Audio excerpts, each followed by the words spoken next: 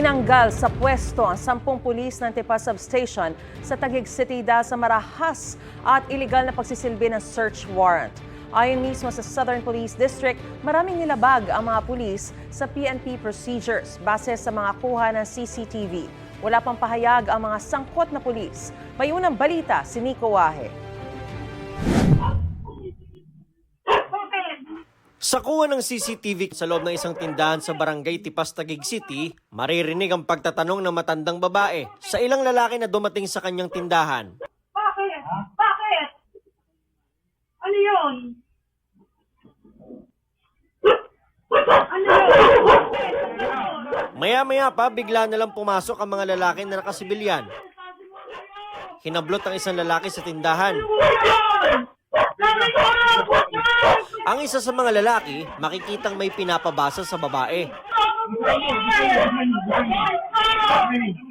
Yan ay habang pumapalag sa pagkakahawak ng lalaking nakaitim ang kasama niya sa tindahan. Dito na mas lalong nagkagulo. Tinulak ng isa sa pumasok na lalaki ang matandang babae. At pumasok na rin ang ika-4 na lalaki na nakauniforme ng pulis. Ang nasa viral video, pamilya ni Ren, hindi niya tunay na pangalan. Target daw ng umunoy search warrant ang kanyang nanay na dating nakulong dahil sa illegal na droga pero na-acquit at nakalaya noong 2022. Pagdating ko nga po, nagsisigawan na po mga kapatid ko. Tapos nung nakita ko po, may mga pulis po sa bahay, mga naka-jacket po. Tapos sabi ko, ano pong ginagawa niyo sa bahay namin? Bakit po ganyan? Bakit sinira niyo po mga CCTV namin? Ano pa po panlaban namin? Tapos sabi nila, ayaw yung tumigil eh. Ang dami nagtuturo sa inyo, ganyan-ganyan. Nagbibenta daw kayo ng ano.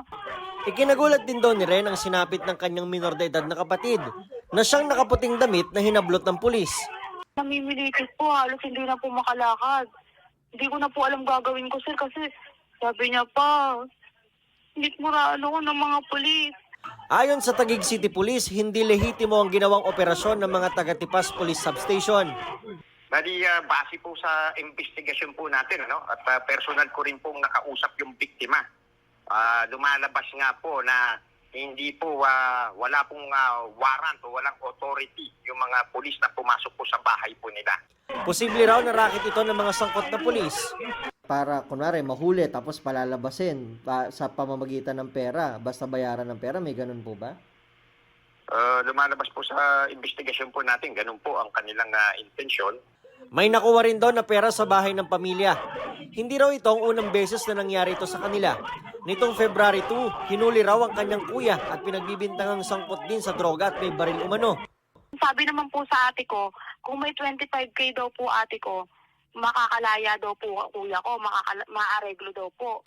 Hanggang ngayon, nasa kulungan pa raw dahil wala silang ganong kalaking halaga. Iimbestigahan din daw ito ayon sa Taguig Police. Tapusin po lang namin ito sa na ma-file po ito at bubuksan po namin yung kaso.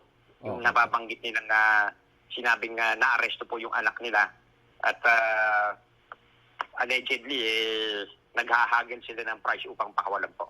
10 pulis kabilang ng station commander ng Tipas ang nirelieve na sa pwesto para imbestigahan. Ayon sa Southern Police District, maraming nilabag ang mga pulis sa PNP procedure base sa CCTV.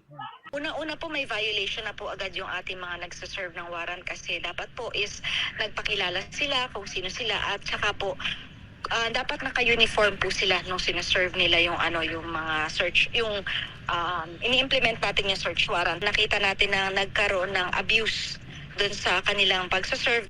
Posible raw maharap sa reklamong grave abuse of authority ang mga pulis. Dinisarmahan na rin sila at kinumpiska ang mga PNP ID. Sir, natanong nyo na itong 10 pulis na to, umamin naman? Sa totoo lang po, hindi ko na ho kailangan tanungin sila.